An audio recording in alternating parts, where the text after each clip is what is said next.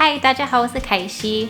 Recently, it was Chinese New Year or Lunar New Year in Taiwan, and I thought it would be fun to share with you guys how I celebrated the holiday.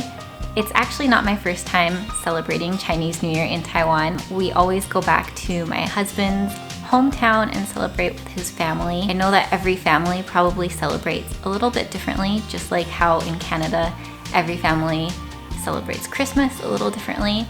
So yeah, I took a few clips during the holiday and here they are.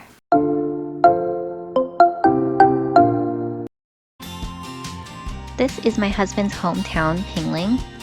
Tingling is famous for its tea, so as you can see, there are a lot of tea farms there. And when we arrived, we decided to go for a little walk. We walked through this tea field. My father-in-law actually grows tea. His tea is baozong tea, which is between green tea and oolong tea, and it's the type of tea that Tingling is famous for. Anyways, we walked around the neighborhood a little more, and while we were walking, we noticed this ginger drying on the side of the road. Kind of cool. A lot of people here grow their own vegetables and fruits, and it's a very laid-back, serene kind of area, so it's nice to come here and get away from the city for a while. After our walk, we went back to Lewis's parents' house, and I played with their dog, Opa.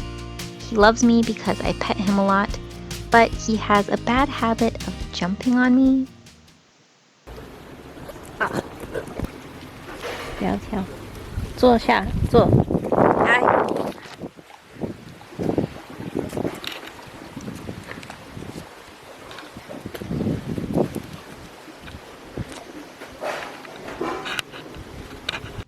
Anyways, we hung out for a bit longer. My husband washed his motorbike, and while he was doing that, his family was already getting started on some New Year's traditions. The first one was burning paper money. In English, it's called joss paper, ghost money, or spirit money. They also put up their spring couplets. There are 3 on the front door.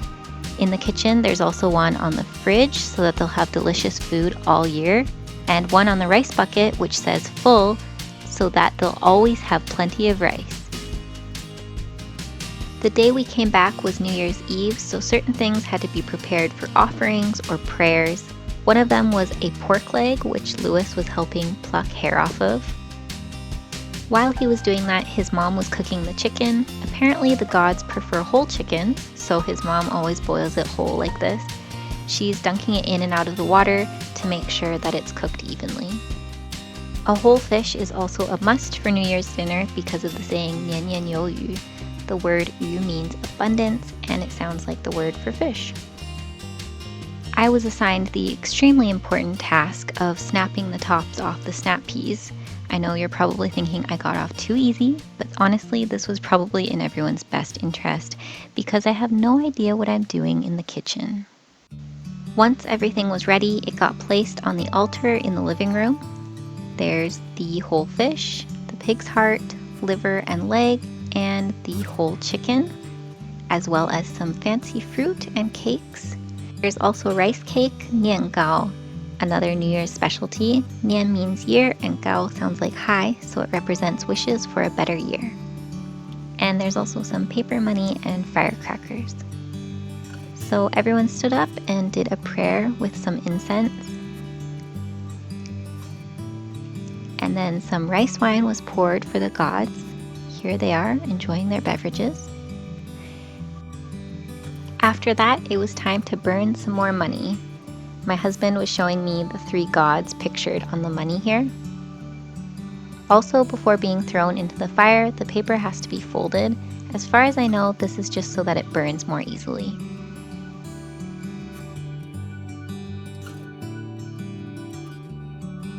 Once all the paper money was burning, it was time to set off some firecrackers.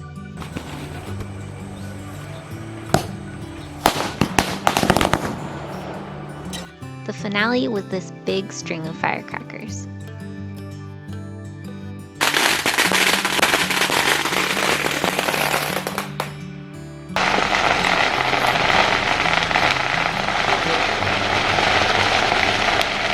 Next, we had to carry some offerings to the nearby temple. And here we have the infamous pig heart, a slice of pork, and a whole chicken. This is the local temple. It's for the god of earth. So we walked up to the temple entrance.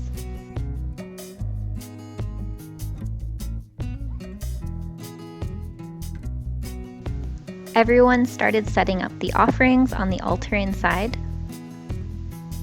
And then Louis lit the incense. Everyone that was praying got 6 each. Each person prays outside first and puts 3 incense sticks in the incense bowl there.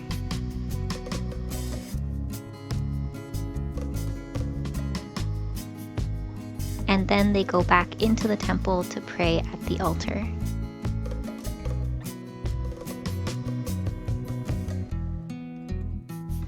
I joined in on the paper money folding this time, but I made Louis throw it into the fire for me because I'm a wimp. And then it was time for more firecrackers.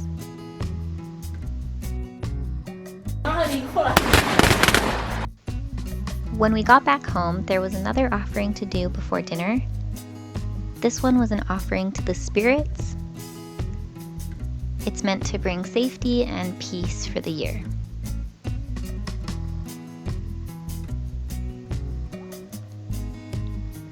Meanwhile, Louis's mom was getting more food ready for dinner. Louis's cousin was helping cut up the pig's heart over there. And after another prayer, we burned money one more time, this time for the family's ancestors to thank them for the last year. Then it was finally time to bring all the food back to the kitchen. And we had quite the spread, thanks to Louis's mom. And it was time to eat.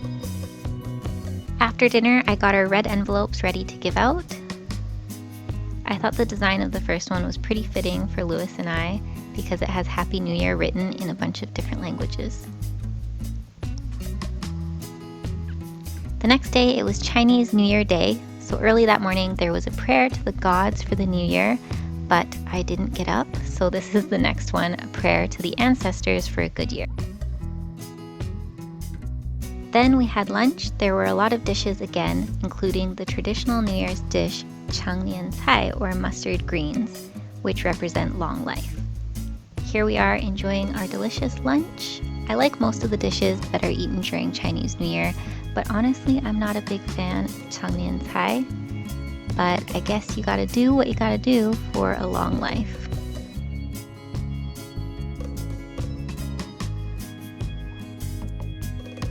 After lunch, we headed home to check on our cats. Since Lunar New Year celebrations last for quite a few days, we actually went back and forth a couple of times.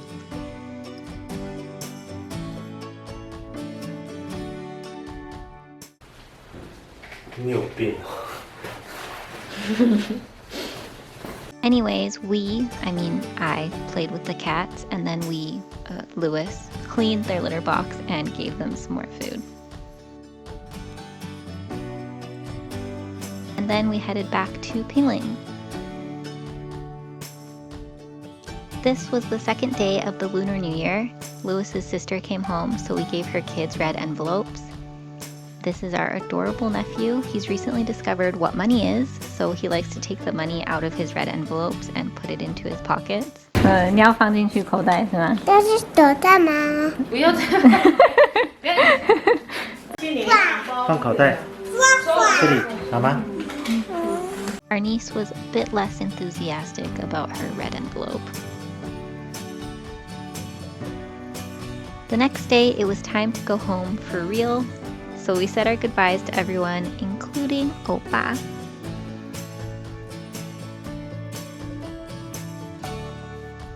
So that was how I spent my Lunar New Year this year.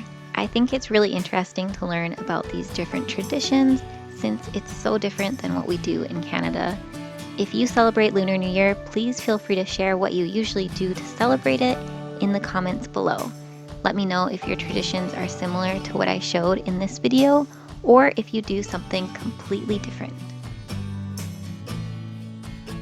Alright, that's it for today's video. 谢谢你们收看，请记得按赞、分享还有订阅，下次见，拜。